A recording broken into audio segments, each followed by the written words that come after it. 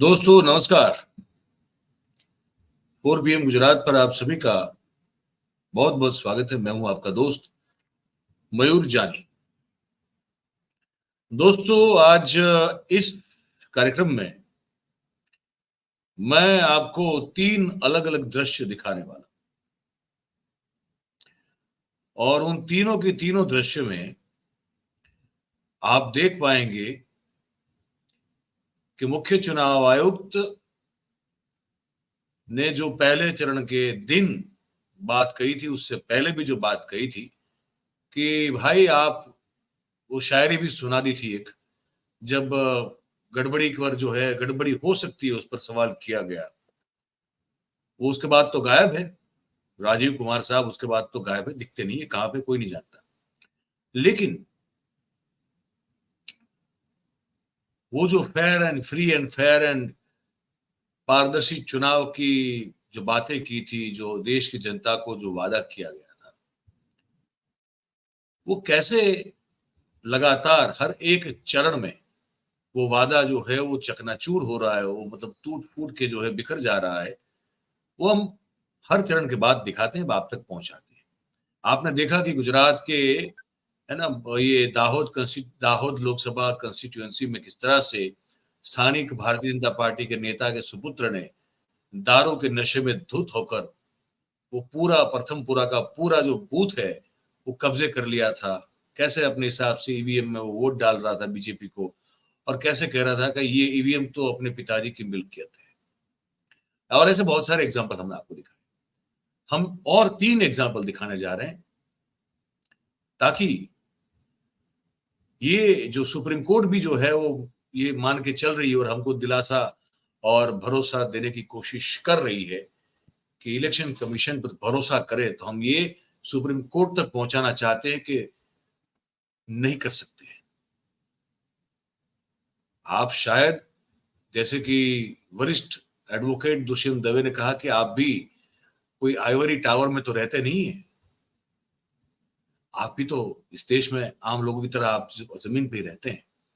और अगर आपको ना आप अखबार पढ़ रहे हो, ना आप हमारे जैसे यूट्यूबरों के अगर आप कार्यक्रम देख रहे हो और आपको पता ही नहीं चल रहा है कि क्या हो रहा है, तो ये आप तक पहुंचाना चाहते हैं जज महाराज, जज साहब आप तक पहुंचाना चाहते हैं ये बात कि और 3 एग्जाम्पल दे रहे हैं कि कैसे जो है Bharatiya Janata party government machinery का दुरुपयोग करते हुए इस चुनाव को तोड़ मरोड़ रही है, डिफ्लेक्ट कर रही है। पहला दृश्य दिखाता हूं आपको, ये है बहादुरपुर का बताया जा रहा है, ये देखिए इसको।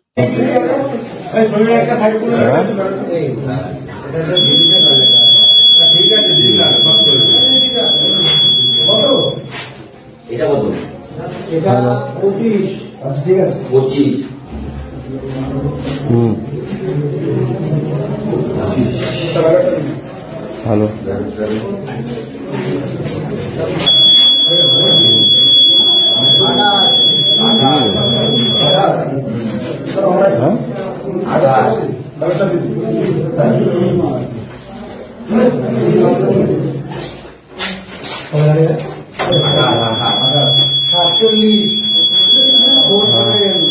গোবিন্দ এইভাবে ক্যান্সেল করে 9 মিনিটের কত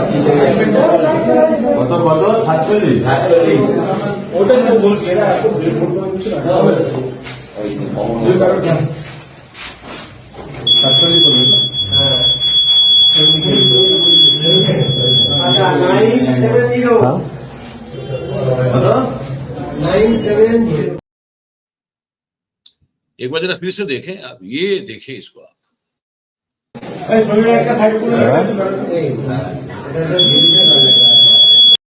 ये देखा आपने, ये जो लोकतंत्र के चीर हरण करने वाला वो जो एक पट्टा वहां पे खड़ा हुआ है दुशासन जैसा, वो कैसे जो अपने आप उसने वोट डाल दिया, जो ओरिजिनल वोटर था उसको नहीं आने दिया, उसने वोट डाल दिया। फिर से देख लीजिए, फिर से वो करेगा ये।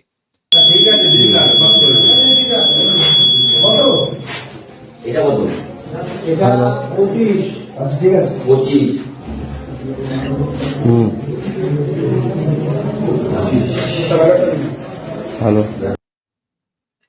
और ये वोटिंग बूथ है, देखिए दूसरा भी जा रहा है, उसको निकाल बाहर किया, उसका वोट भी उसी ने डाल दिया। ये बूथ के अंदर का दृश्य है। वो आदमी कौन है जो है दूसरों के लिए खुद वोट डाल रहा है और जिनका वोट है उनको भगा रहा है। और वहां पे वो बैठा हुआ है, सरकारी अधिकारी जो है बाबू, वो भी बैठा हुआ है, उधर भी लोग बैठे हुए हैं। तो चुनाव आयोग को तो दिखाई नहीं दे रहा है ये सब, लेकिन क्या ये सुप्रीम कोर्ट को भी दिखाई नहीं दे रहा है क्या? ये बहुत बड़ा सवाल बनता है। मैं ये इसलिए जो है ना, मैं आपको एक और दृश्य दिखाता हूं। एक और दृश्य देखिए आप, है ना, ये भी आप देखिए, इसको भी दिखा रहा हूं मैं आपको। तब तक इसको पूरा देख लीजिए, ये खत्म होने की तैयारी में है। और इसके बाद आप ये दृश्य देखिए। तुम्ही उपकारी का हा कुणाचं मतदान झालं आता कुणाचं मतदान झालंय हा बोला तुम्ही बोला मतदान कुणाचं झालं आता तो इकडे कॅसेट कर मतदान कुणाचं झालंय आता मतदान कुणाचं झालंय मतदान कुणाचं झालंय पुन्हा एक नंबर झालंय आम्हाला दिसलं का आमच्या डोळ्यात गेले की हा मतदान कुणाचं केलं आता आणि यानं भाऊ आहे तू हा कशाला वाटलं काय नाव तुझं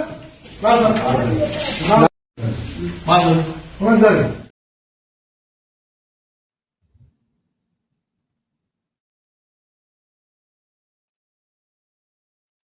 ये महाराष्ट्र के बीड़ लोकसभा कंस्टिट्यूंसी का दृश्य था।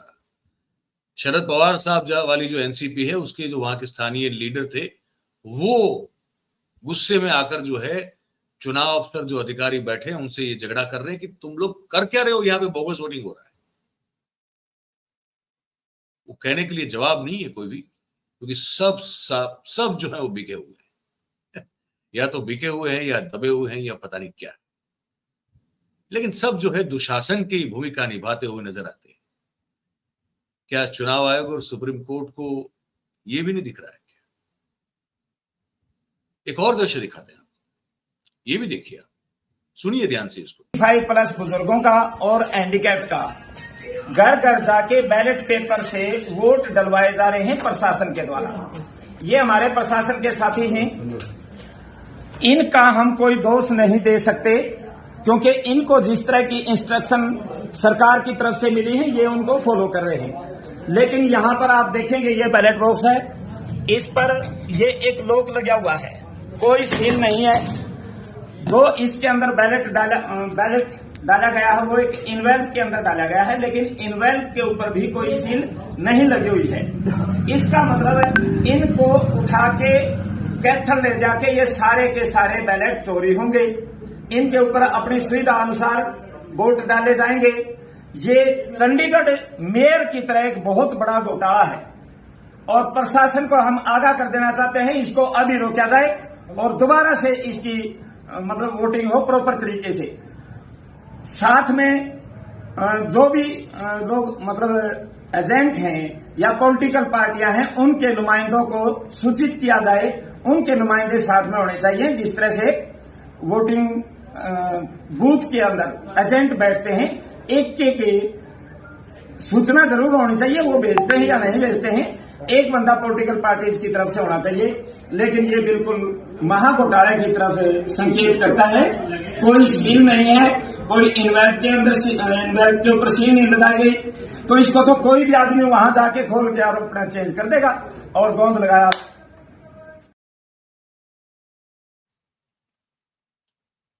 अब सुना आपने, वो वोट्स जो कि बुजुर्ग लोग होते हैं जो मतदान केंद्र तक नहीं जा सकते, वो जो हमारे दिव्यांग भाई बहन होते हैं जो कि नहीं जा सकते, तो उनके लिए सुविधा ये की गई है कि उन तक पहुंच के, उनके घर तक पहुंच के उनसे बैलेट पेपर से जो है वो वोट उनसे दिलवाया जाए। और वो वोट रखा जाता है, ये बक्सा जो आपने देखा, ऐसे बक्से, बक्सा बाकायदा सील होना चाहिए, सील लगनी चाहिए उस पर।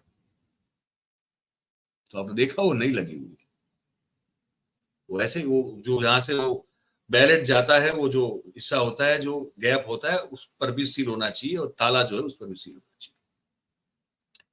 जब आपने उसको ताला लगा दिया, उसके बाद की ये प्रक्रिया होती है। तो जो भाई साहब दिखा रहे थे कि देखिए वो नहीं है, तो जो कह रहे थे कि एक बहुत बड़ा महाघोटाला इसमें भी किया जा सकता है, जरूर से किया जा सकता है, क्यों नहीं किया जा सकता? क्या ये भी चुनाव आयोग और सुप्रीम कोर्ट के संज्ञान में नहीं आएगा? अगर नहीं आएगा तो आप यकीन मानिए 4 जून के बाद इस देश में फिर बहुत कम लोगों को शायद जो है वो इस पूरी लोकतांत्रिक प्रक्रिया पर भरोसा रहेगा, अगर अभी भी कुछ नहीं किया गया तो। ये हमारा स्पष्ट रूप से मानना है और ये जानकारी आप तक पहुंचाना हमारा जिम्मा है, हमारी जिम्मेदारी है, वो हमने निभाई है। अब इस पर आपका क्या कहना है, आप हमको कमेंट करके लिख के जरूर से बता सकते हैं। और बात अगर आपको सही और सच्ची लगती है तो इस वीडियो को लाइक करें, इसकी जो लिंक है उसको मैक्सिमम लोगों तक पहुंचाए, ताकि बातचीत जो कि बहुत जरूरी है, ज्यादा से ज्यादा लोगों तक पहुंचना, वो पहुंच पाए। आप सबकी मदद, आप सबके सहयोग और सहकार से। और अंत में जो हमेशा कहते हैं, आज भी कह रहे हैं, आपसे रिक्वेस्ट कर रहे हैं कि हमारा जो चैनल है 4PM गुजरात, आप उसे सब्सक्राइब करें और अपने आसपास के लोगों से करवाएं। बहुत बहुत धन्यवाद आप सभी का इस कार्यक्रम में हमारे साथ जुड़ने के लिए। Thank you very much. नमस्कार।